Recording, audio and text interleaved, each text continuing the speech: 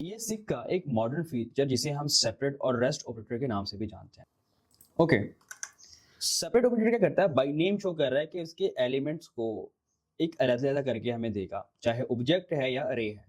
तो इसको हम ऑब्जेक्ट या अरेज के साथ ही यूज कर सकते हैं उनके एलिमेंट्स को सेपरेट करने के लिए। हमने ऑलरेडी यहाँ पे एक ऑब्जेक्ट बनाया हुआ था, मैं इसे यहाँ से कॉपी कर रहा हूँ और यहाँ पे अगेन इसे हम यूज करेंगे। और एक हमने लास्ट टाइम यहाँ पे एक अरे बनाई थी, उसको भी हम यहाँ पे रीयूज करेंगे। ओके, पहले सेपरेट ऑपरेटर की हेल्प से हम इस ऑब्जेक्ट को चेंज करते हैं। सो मैं कह रहा हूँ यहाँ पे एक नया वेरिएबल बनाते हैं, न्यू यूजर डाटा। इस वेरिएबल के अंदर ये ऑब्जेक्ट है तो मैंने ऑब्जेक्ट का साइन लिया और सेपरेट ऑपरेटर के लिए हम 3 डॉट्स का यूज करेंगे।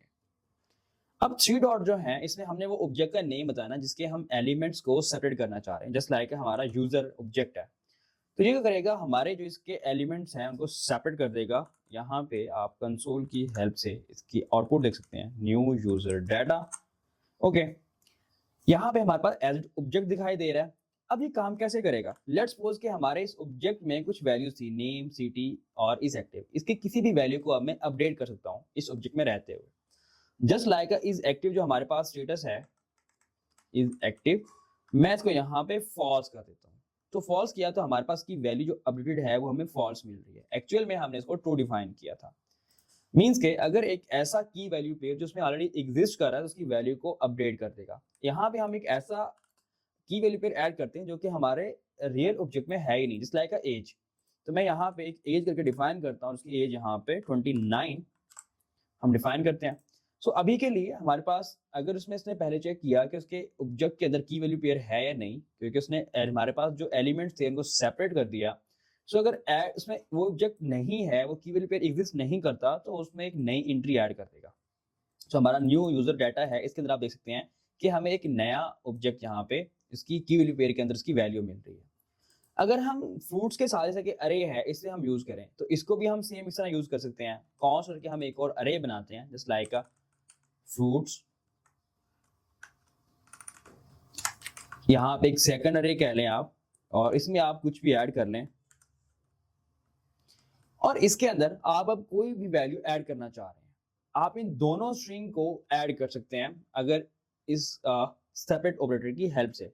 तो हम क्या करते हैं, यहाँ से एक एलिमेंट को कट करते हैं और इसे इसमें डिफाइन कर देते हैं। तो हमारे पास जो सेपरेट अभी अरेज हैं यानी हम यहाँ पे ऐड करना चाह रहे हैं।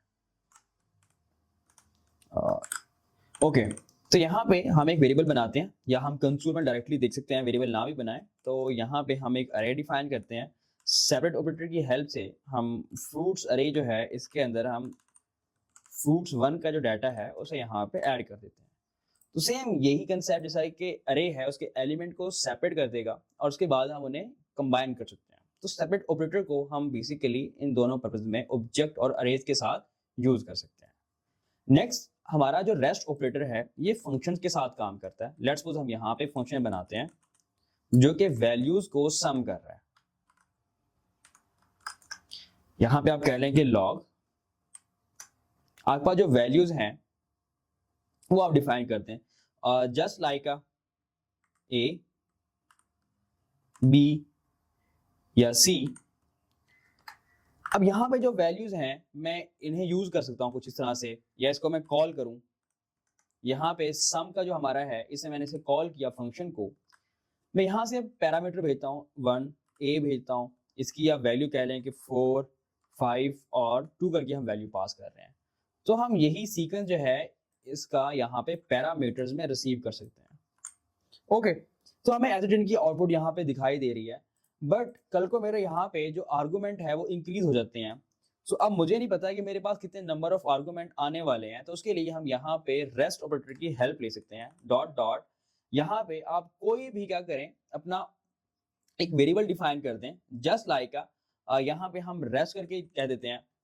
सो अभी जो हमारे पास इसमें है वो वैल्यूज जो हैं वो होल्ड कर रही होंगी।